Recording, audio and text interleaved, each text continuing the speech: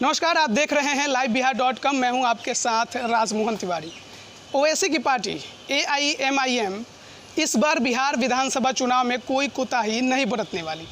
बिहार की अन्य पार्टियां जहां एक तरफ सीट बंटवारों में लगी हुई हैं, वहीं ओवैसी की पार्टी AIMIM ने 50 सीटों की लिस्ट जारी कर दी है।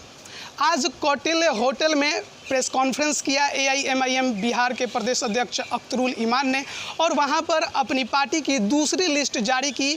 उन्होंने इस लिस्ट के द्वारा बताया कि पार्टी कौन कौन से सीटों पर चुनाव लड़ने वाली है।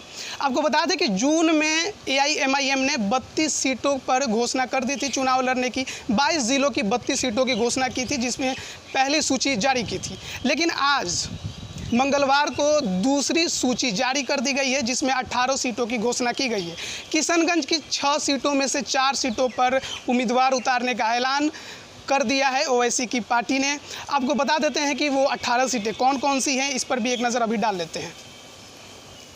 AIMIM ने जो दूसरी लिस्ट जारी की है, जिसमें 18 विधानसभा क्षेत्रों का ऐलान किया गया है जिस पर वो चुनाव लड़ेगी, उसमें शामिल है कोचाधामन, किशनगंज, बहादुरगंज, ठाकुरगंज, कसबा, अररिया, नरपतगंज, छातापुर, प्राणपुर, जाले, दरभंगा, सुगौली, भागलपुर, गया, पूर्णिया, धमदाहा, पीरो और मनिहारी की सीट शामिल है।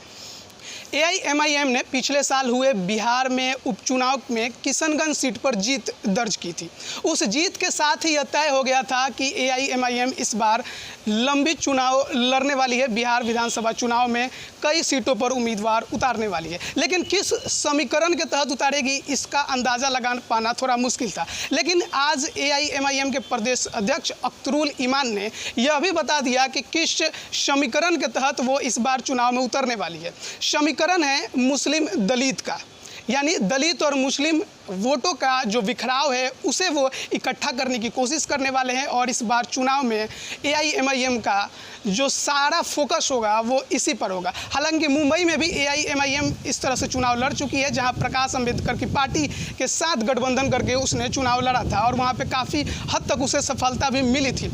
इस बार के चुनाव में क्या कुछ सफलता उसे मिलेगी ये तो वक्त बताएगा, लेकिन जिस तरह से उस पर आरोप लगाया जा रहा है महागठबंधन की तरफ से कि वो जितने सीटों पर उम्मीदवार उतारेगी, महागठबंधन को उसका भारी नुकसान देखने को मिलेगा। क्योंकि राजद, जो कि सबसे बड़ी पार्टी महागठबंधन की है, वो MY समीकरण पर ही टिकी हुई है। लेकिन अगर उसमें से M यानी मुस्लिम जो समुदाय है वो ओवैसी की पार्टी की तरफ जाता है तो नुकसान जाहिर तौर पर महागठबंधन को होगा। हालांकि यह देखने वाली बात है, आगे चलकर जब चुनाव होंगे और जब परिणाम आएंगे तभी पता चलेगा कि AIMIM ने वोट काटा है या फिर अपने जीत का रास्ता बनाया है। खबरों में बने रहना।